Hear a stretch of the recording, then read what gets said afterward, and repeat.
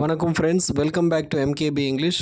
இன்றைக்கி நாம் மழை சம்பந்தமான சில வாக்கியங்களை எப்படி தமிழில் சொல்கிறது அப்படின்னு பார்க்கலாம்.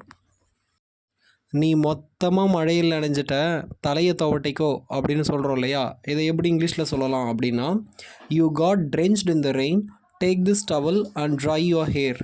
You got drenched in the rain, take this towel and dry your hair அப்படின்னு சொல்லலாம். இங்கே ட்ரென்ச்டு அப்படின்னா மழையில் மொத்தமாக முழுசாக நனைஞ்சு போகிறது. மழை போடும்போதெல்லாம் வீட்டில் தண்ணி ஒழுகுது அப்படின்னு சொல்லுவோம் இல்லையா? இதை எப்படி இங்கிலீஷில் சொல்லலாம் அப்படின்னா, every time it rains, rain water is tripping in to the house. Every time it rains, rain water is tripping in to the house அப்படின்னு சொல்லலாம். இங்கே ட்ரிப்பிங் அப்படின்னா மழை தண்ணி சொட்டு சொட்டாக வீட்டுக்குள்ளே ஒழுகுறது அப்படின்னு அர்த்தம். அப்படி மழை தண்ணி சொட்டு சொட்டாக ஒழுவாமல் சுவத்துக்குள்ளே ஊறி வரும் இல்லையா? இதை நாம் எப்படி சொல்லலாம் அப்படின்னா, every time it rains, rain water is seeping into the house. Seeping அப்படின்னா அந்த மழை தண்ணி சுவத்துக்குள்ளேயே ஊறி அது உள்பக்கமாக வரும்.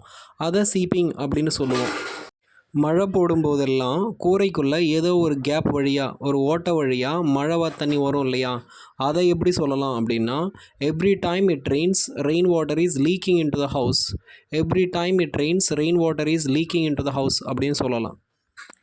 மழை பெய்யும் போது மண் வாசனை வரும் இல்லையா? எனக்கு மண் வாசனை ரொம்ப பிடிக்கும் அப்படின்றத I love the smell of petrichor, I love the smell of petrichor அப்படின்னு சொல்லலாம்.